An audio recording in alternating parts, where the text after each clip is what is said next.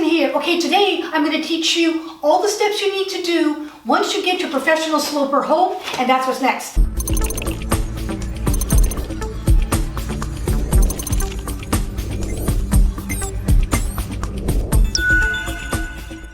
Okay guys, if you purchased one of my sloper sets, it's the 5-piece sloper set that I believe every single designer needs, along with your dress forms. And my professional sloper set that is for a professional model size 4-6 using a size 8 dress form. You'll be getting a front bodice, back bodice, front skirt, back skirt, and straight sleeve. And those 5 pieces you can do almost any design, flat pattern wise. And I want to give you the steps you're going to need when you purchase my professional sloper set, and what you should do when you get home. Okay, so the sloper set is, like I said, a professional sloper set. If you have your dress form, which is your size 8, which will convert to a size 4-6 in garments, you also need a sloper that's comparable, either the same as your dress form at home, or if you don't have a dress form, that can suffice as well. And it is on a dress form that's a size 8 with approximately the measurements of 35, 27, and about 36.5, 37. Those are the sweet spot measurements that I have learned over the years with a 5'7" shipping garment length, if that makes sense. I think now that you have your sloper set, if you purchase mine, you're going to get that torso sloper as well. I'm keeping the prices low, guys, and I do recommend that you make this into a pattern, cut it out in muslin, sew it, and compare it to your dress form, compare it to your body. And let me show you the steps now. So here is the sloper set. You're going to be getting the front bodice with all the different lines for the dart manipulation, movements, and points. You're going to be getting the back bodice, back skirt, front skirt, and straight sleeve. These are the 5 essential pieces that you're going to need to pretty much make almost every design. And what I want you to do once you get this home is to actually make a pattern out of it, because the sloper set here, the sloper itself, is just the guts of the body. It has no seam allowance on it.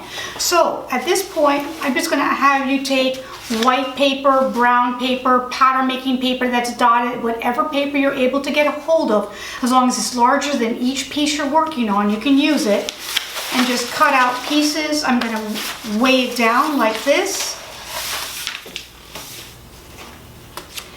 And we're gonna do each piece separately. Here's the first piece. I'm gonna go ahead and just put a straight line. If you have the dotted pattern making paper, it's easier because then you can follow your markings. Just put a straight line like this.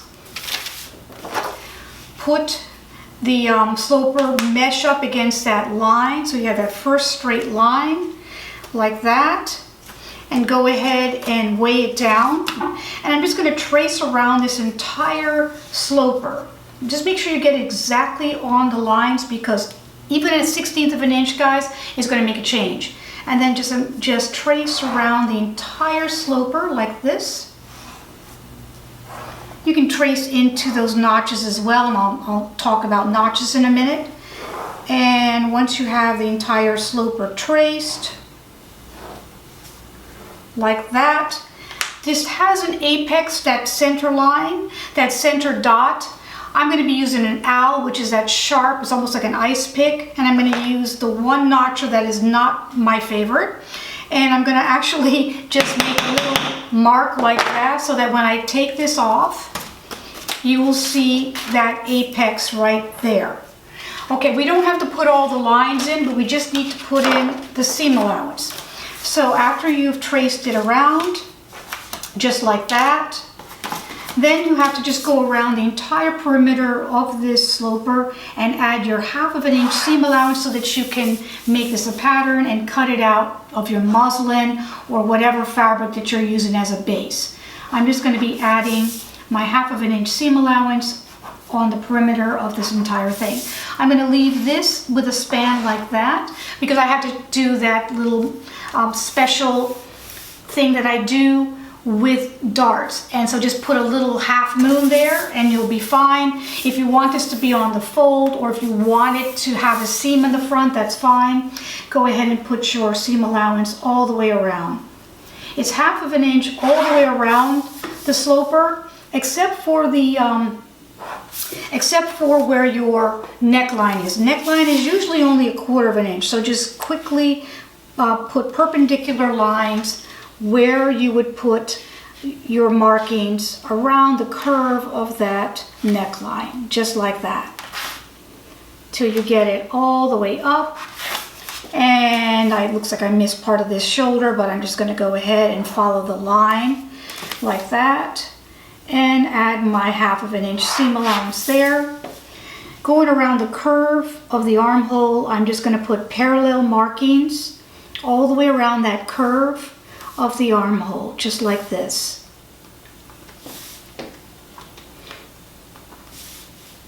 All right, and once we have that, once you have all that done, I'm going to go ahead and just cut around the perimeter where the actual seam line or seam allowance line is, around this. Now it's a pattern. I'm just going to cut all the way around where the seam allowance is. And you want to cut as accurately as possible because it will change the size of your garment if you make it more or less. So try to go on the line as best you can. I'm doing it in a weird angle just so you guys can see. So, all right, I'm just going to go ahead and continue cutting this on the line. Because of that dart, I'm going to cut that 1/2 moon, and I'll explain that in a minute. On the cutting line or the seam allowance line,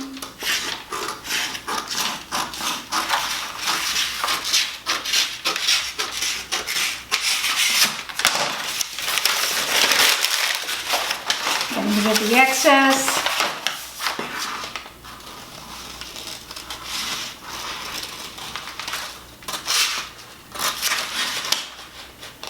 All the way around, like that.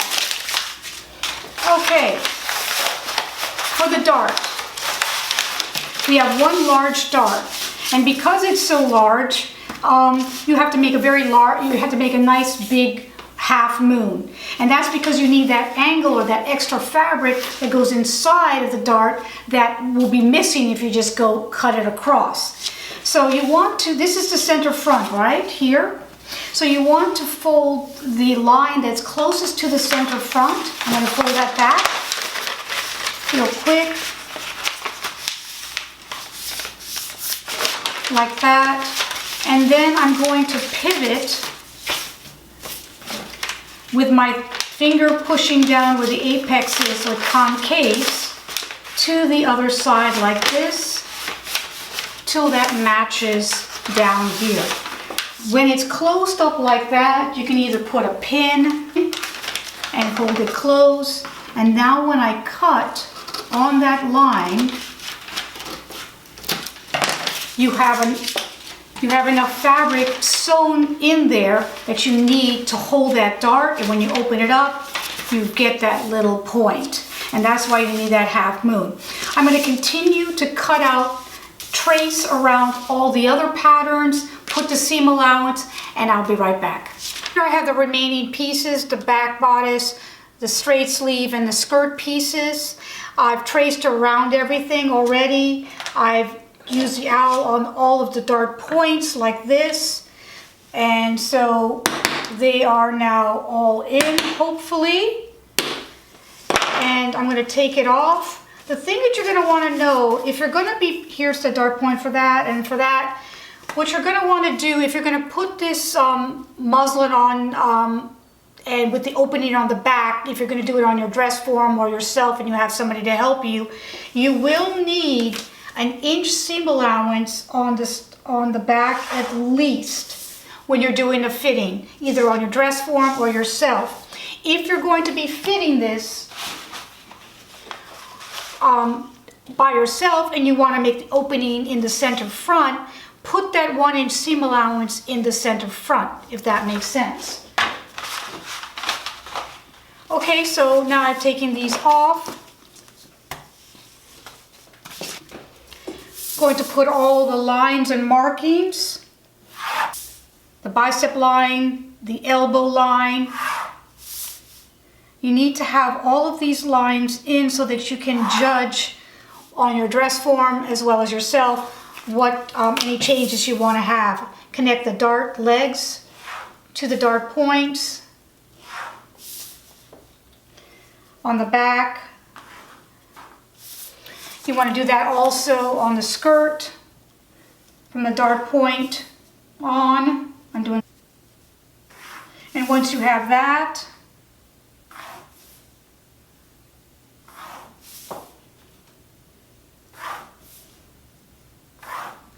continually put the seam allowance of the 1/2 inch all the way around the perimeter of this sloper. Go ahead and cut it out. Okay, they're all cut out. Make sure you have the grain lines. The grain line is parallel 2 inches from the center back and center front. I have all of them have the grain line. Also, every dart leg, continue it all the way to the edge of the paper like that and put your notchers in, either with a notcher or with clipping with your scissor when you're actually cutting it out. And make sure you have very good blocked muslin. The muslin is pressed and is ready for you. It is not wrinkled or distorted in any way. And then lay your pattern pieces,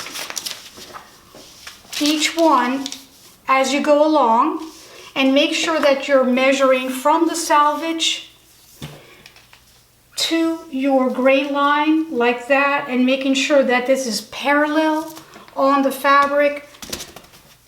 Weigh it down, pin it down, however you want to do it, cut it out, put markings for your darts and your dart points. Sew this together, then let me show you what you'll have. I have the muslin like this. This was the custom order I just did recently, and it's not going to fit the form exactly because it was tweaked to her measurements, but this was the base form that I used, and we did our little tweaking going on, and you have that. I even gave her my special sleeve so that the special tricky sleeve that I have, and this is the one that you're going to be getting the sloper with your basic size 8. It will not fit your dress form exactly like it fits mine because it was adjusted and made for mine. Each dress form is like each body. There'll be nuances and they'll be a little bit different. But I want you to know that these are the measurements and this is the shape for a good 5'7" dress model or fit model for a company's line if you want a 4/6 garment. So my actual sloper set, I'm still keeping it at the low $50 plus shipping. You can go on my website and get it. If you want me to do a custom for you guys, you can also go on my website and sign up for that, and I'll see you there. Thank you for watching this video. Give it a thumbs up, share this with your friends, and I'll see you next time. Thank you. Bye-bye.